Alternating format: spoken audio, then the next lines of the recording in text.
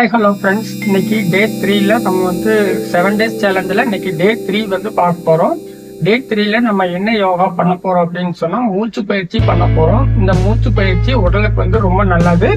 காலையில் 5 மணி 5 to 6 பண்ணுறது ரொம்ப நல்ல டைம். அந்த டைம் ஆக்சிஜன் பூமியில் அதிகமாக இருக்கும். அந்த மாதிரி டைமில் இந்த யோகா பயிற்சிகளை பண்ணுறது சிறப்புங்க. நம்ம டே 3ல வந்து எப்படி மூச்சு பயிற்சி பண்ண போறோம் அப்படின்னா, முதல்ல 2 நாள் செஞ்சோம். அதை பண்ணிட்டு 3வது வந்து இந்த மூச்சு பயிற்சி வந்து பண்ணணும்.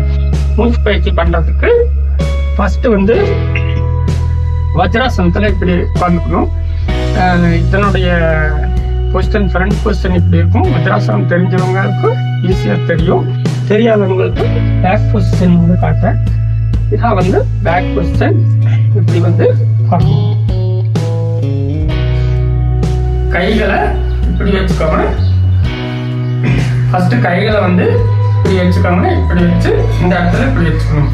1 2 3 4 5. அதுக்கு அடுத்தது தான் இந்த மாதிரி வந்து செய்யணும். ஆயுதம் இப்படி வச்சு இப்படி பண்ணணும். 1 2 3 4 5. ஓகேங்களா? ஓகே.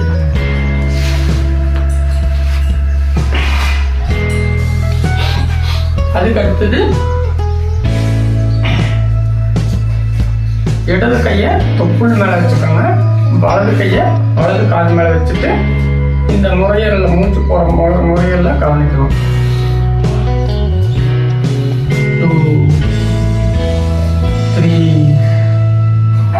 4 5. நல்லா deep breath in, deep breath out பண்ணணும். அடுத்தது வந்து வலது கையை தொப்புள் மேல வச்சுக்கிட்டு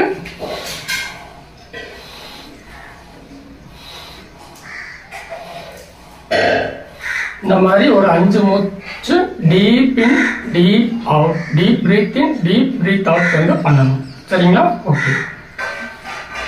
அடுத்து வந்து 2 காதுகளையும் இந்த மாதிரி வச்சுக்கணும். இப்போ நீங்க மூச்சை வந்து முதுகுல கவனிக்கணும்.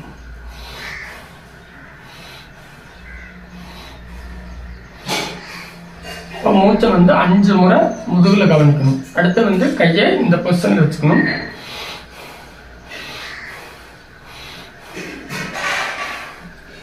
அடுத்து வந்து கண்களை இப்படி வச்சுக்கணும்.